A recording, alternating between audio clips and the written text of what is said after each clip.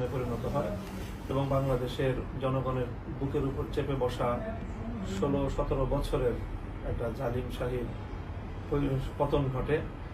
মূলত এই আন্দোলনটা শুধু কোনো ছাত্র অঙ্গনের একটা আন্দোলন থাকেনি শেষে, বরং সকল শ্রেণী এবং পেশার মানুষের ব্যাপক অংশগ্রহণের মাধ্যমে এই আন্দোলন সফলতা লাভ করেছে এবং সারা দেশের অন্যান্য জনগোষ্ঠীর মতো আলহামদুলিল্লাহ এক্ষেত্রে বাংলাদেশের ইসলামিক অঙ্গন, মাদ্রাসার ছাত্র এবং আলেম সমাজেরও ব্যাপক অংশগ্রহণ ছিল এবং স্বাভাবিকভাবে বাংলাদেশের ইসলামিক অঙ্গনের প্রতিনিধিত্বকারী যে সংগঠন হেফাজতে ইসলাম বাংলাদেশ, তারও প্রত্যক্ষ ভূমিকাই ছিল এবং সর্বশেষ যে চূড়ান্ত কর্মসূচি যেটা ছিল যে ঢাকা অভিমুখী লং মার্চ সারা বাংলাদেশ থেকে, সেই লং মার্চ যখন ছাত্র নেতৃত্ব ঘোষণা করে, লং মার্চ ঘোষিত হওয়ার সাথে সাথেই হেফাজতে ইসলামের আমির সেই লং মার্চকে স্বাগত জানিয়েছে এবং দেশের জনগণকে ঢাকার অভিমুখে মার্চ করার জন্য তিনি আহ্বান জানিয়েছেন।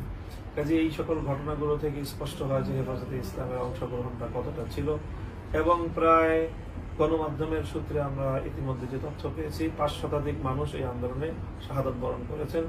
এর মধ্যে প্রায় 100-র কাছাকাছি হেফাজতে ইসলাম সংশ্লিষ্ট আলেম ওলামা এবং মাদ্রাসার ছাত্র জনতা তারা শাহাদাত বরণ করেছেন। কাজে এই অঙ্কটাও আমাদেরকে বলে দেয় যে এই আন্দোলনে হেফাজতে ইসলামের অংশগ্রহণটা কত বড় পরিমাণে ছিল। এই আন্দোলনের পরবর্তী এখন যে ফলাফল দাঁড়িয়েছে, ফ্যাসিস্ট সরকারের পতন ঘটেছে, হাসিনা জালিম শাহী সে বাংলাদেশ থেকে পালিয়ে যেতে বাধ্য হয়েছে। এর পরবর্তীতে যেই অন্তর্বর্তীকালীন সরকার গঠন এবং তাদের যে ভূমিকাগুলো আমরা লক্ষ্য করছি, তাতে আমরা সন্তুষ্ট এই পর্যন্ত বলা যায়। বাকি এখনো আমাদের আরো অনেক কিছু পর্যবেক্ষণের বিষয় রয়েছে। আলহামদুলিল্লাহ এই বাংলাদেশে প্রথমবারের মতো অন্তর্বর্তীকালীন সরকারে একজন আলেম প্রতিনিধি, যিনি আলেম সমাজের পক্ষ থেকে প্রতিনিধিত্ব করছেন, এরকম একজন ব্যক্তি এই সরকারে অন্তর্ভুক্ত হয়েছেন। এটি আমাদের সন্তুষ্টির একটি বড় জায়গা। এছাড়াও আমরা আমাদের কাছ থেকে তারা মতামত নিচ্ছেন আমাদের যে বড় বড় জায়গাগুলো, যেমন শিক্ষা ব্যবস্থায় সংস্কার ইত্যাদি অন্যান্য বিষয়েও আমরা এ পর্যায়ে বলতে পারি যে তাদের বর্তমান কার্যক্রমে হেফাজতে ইসলাম এবং এদেশের ইসলামিক অঙ্গনের জনতা তারা সন্তুষ্ট রয়েছে। তবে তাদের প্রত্যাশা আরো বেশি রয়েছে। 2013 সালের শাপলা চত্বর থেকে নিয়ে শুরু করে 2021 সালের মোদী বিরোধী আন্দোলনেও হেফাজতে ইসলামের শত শত মানুষের প্রাণহানি হয়েছে। সেই প্রাণহানির যে বিচার, সেই বিচারটা যেন অন্যান্য হত্যাকাণ্ডের পাশাপাশি হয়।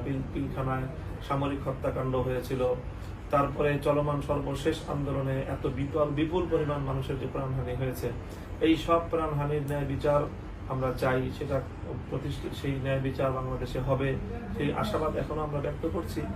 এখনো পর্যন্ত এমন কিছু বলার সময় হয়নি যে ন্যায় বিচার হয়েছে বা হচ্ছে।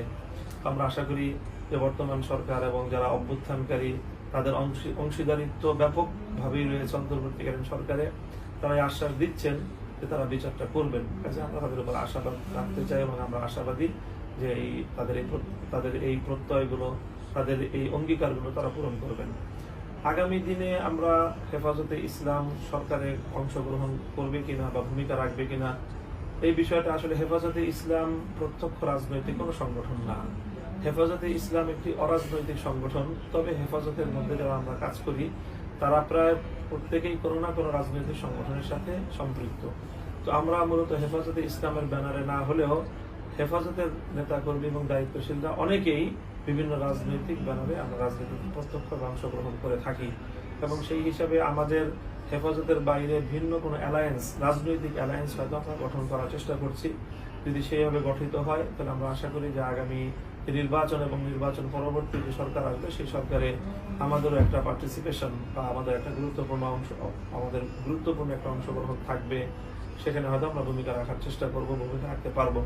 তবে হেফাজতে ইসলাম প্রত্যক্ষভাবে নিজের নামে রাজনীতিতে অংশগ্রহণ করার কোনো অবকাশ রাখে না। হেফাজতের নেতাকর্মীরা মাঠে ময়দানে তারা অন্যান্য রাজনৈতিক ব্যানারে ভূমিকা রাখছে এবং নির্বাচনের অংশগ্রহণের প্রস্তুতি তারা গ্রহণ করছে এবং আমরা আশা করছি যে সেই নির্বাচনে আমরা সম্মিলিত কোনো একটা প্ল্যাটফর্ম গড়ে হেফাজতে যেরকম আমরা সকলে ঐক্যবদ্ধ রয়েছি, এমন একটি রাজনৈতিক ঐক্যবদ্ধ প্ল্যাটফর্ম করতে পারলে আমরা ইনশাআল্লাহ আগামী দিনে সরকার গঠনে এবং পরবর্তীতে রাষ্ট্র পরিচালনায় আমরা আমাদের ভূমিকাটুকু পালন করতে পারবো, সেই আশাবাদ আমরা ব্যক্ত করছি।